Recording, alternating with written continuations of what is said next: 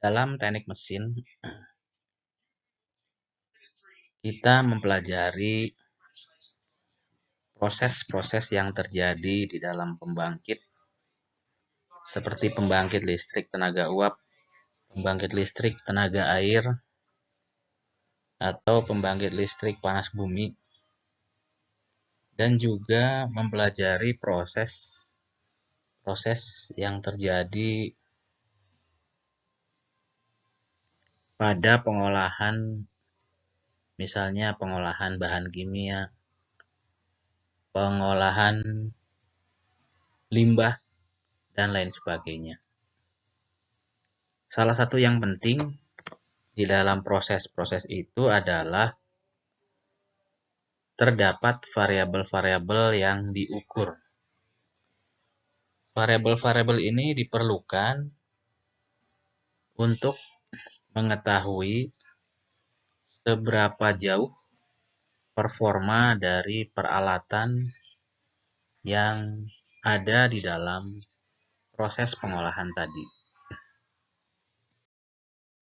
Variabel di dalam proses hanya dapat diketahui besarannya jika kita melakukan pengukuran, yaitu pengukuran dengan menggunakan instrumen atau alat ukur yang terpasang di dalam instalasi pengolahan yang tadi saya sebutkan.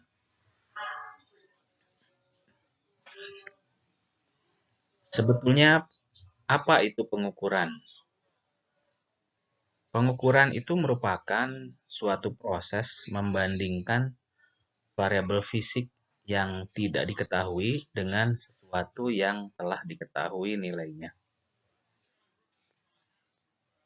Sebagai contoh, misalnya kita mengukur berat badan kita dengan menggunakan timbangan. Berat badan kita sudah diketahui besarnya berapa, kemudian untuk memastikan bahwa berat yang kita miliki sekian besar, maka kita melakukan pengukuran.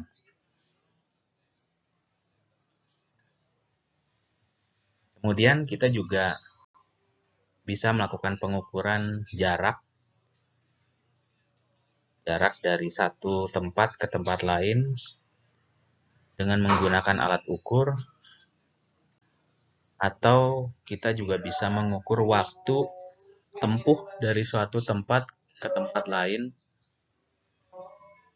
di suatu wilayah atau area. Variabel fisik yang tidak diketahui adalah variabel yang ingin diukur. Misalnya tadi kita ingin mengukur berat badan atau ingin mengukur jarak dari suatu titik ke titik yang lain, itu merupakan variabel fisik yang tidak diketahui besarnya. Sedangkan sesuatu yang telah diketahui nilainya adalah nilai yang tercantum atau nilai yang ada pada alat ukur atau nilai yang terdapat pada instrumen. Jika kita menimbang berat badan kita dengan timbangan, maka pada timbangan akan terdapat angka-angka yang menunjukkan angka dari nilai terkecil hingga nilai terbesar. Kemudian variabel fisik yang tidak diketahui, misalnya berat badan kita, itu akan ditunjukkan nilainya pada saat pengukuran melalui pointer atau melalui jarum penunjuk yang ada pada timbangan. Jadi sekarang Anda sudah tahu apa yang dimaksud dengan variabel fisik yang tidak diketahui, kemudian membandingkannya dengan sesuatu yang telah diketahui nilainya.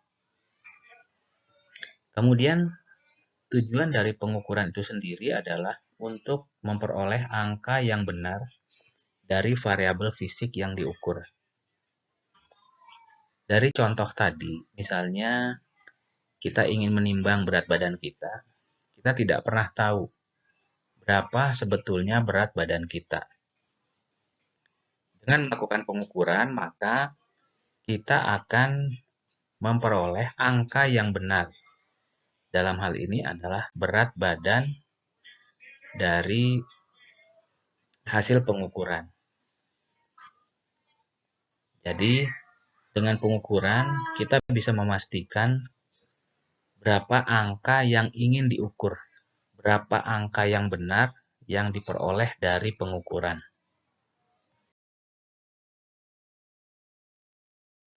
Dalam alat ukur atau di dalam instrumen, terdapat elemen atau komponen-komponen seperti sensing element atau sensor, kemudian pengkondisian sinyal atau sinyal kondisioner, kemudian display element atau elemen penampil untuk menunjukkan nilai pengukuran, dan juga terdapat power supply. Power supply ini merupakan komponen opsional yang bisa ada di dalam instrumen atau alat ukur, ataupun bisa tidak ada di dalam instrumen atau alat ukur. Dari bagian ini kita melihat bagaimana proses pengukuran yang terjadi di dalam alat ukur.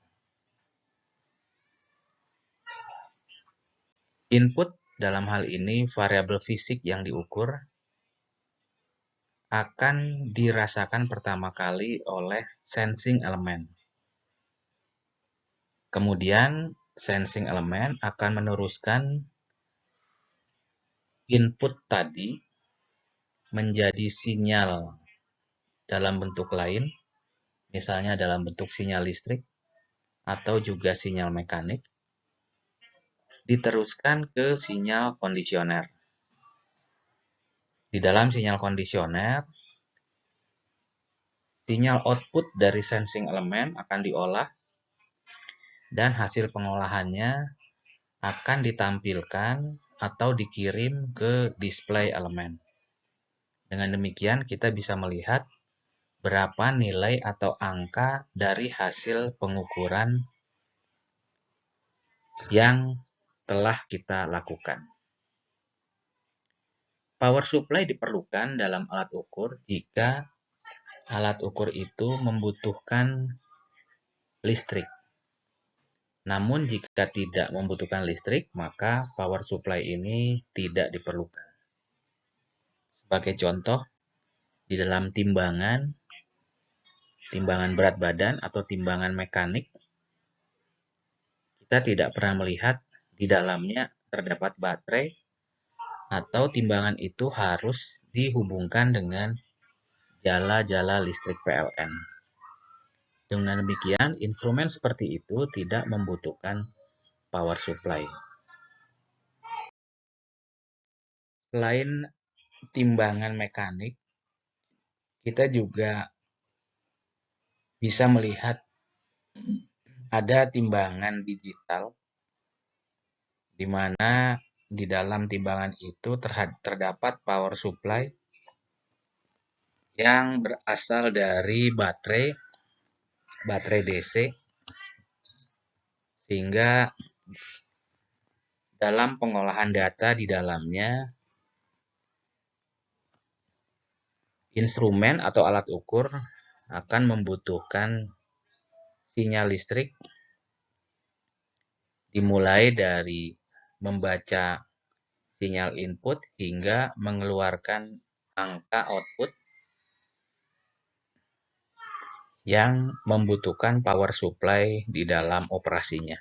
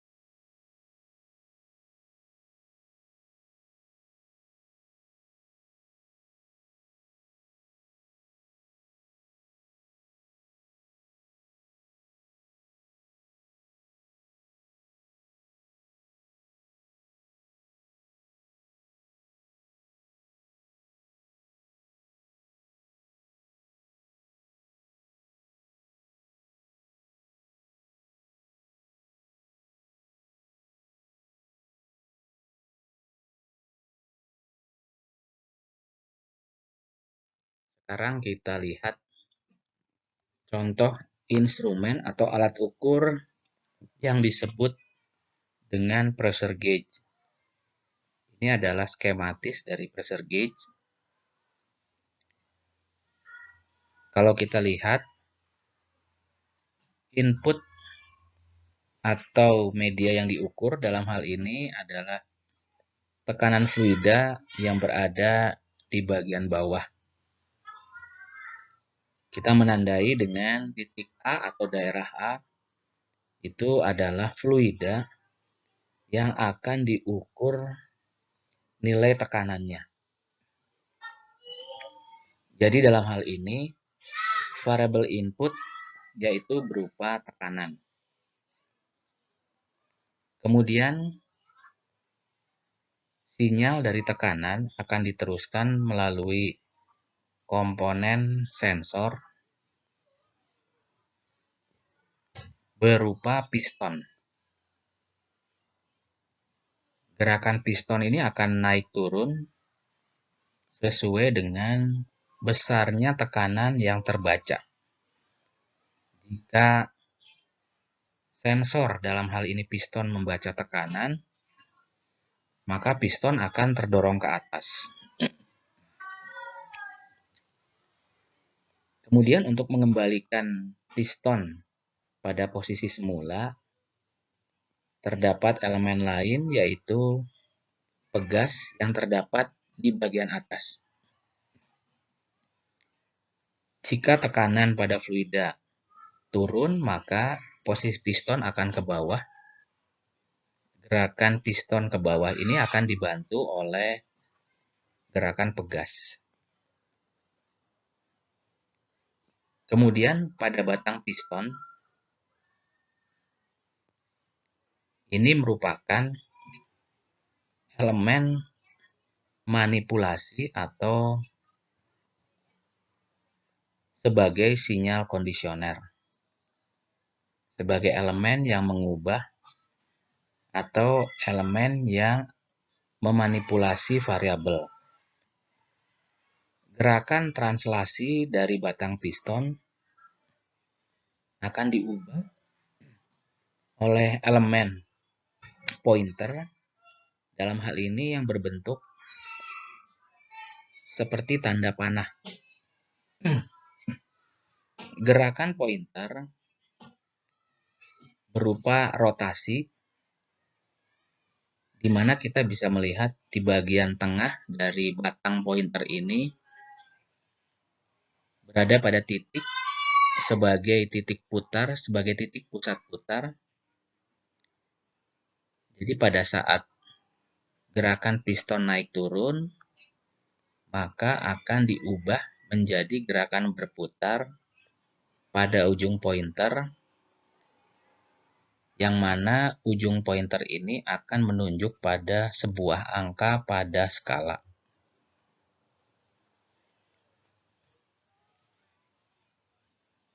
Sinyal yang diubah oleh pointer yaitu berupa gerakan translasi menjadi rotasi, dan gerakan rotasi ini akan menghasilkan sinyal output pada elemen penampil data. Skala pada komponen display ini adalah merupakan komponen output.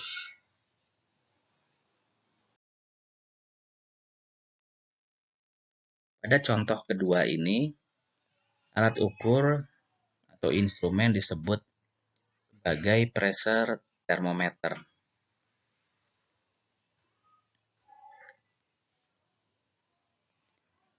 Sensor dalam hal ini akan merasakan temperatur dari sebuah fluida, kemudian fluida di dalam sensor akan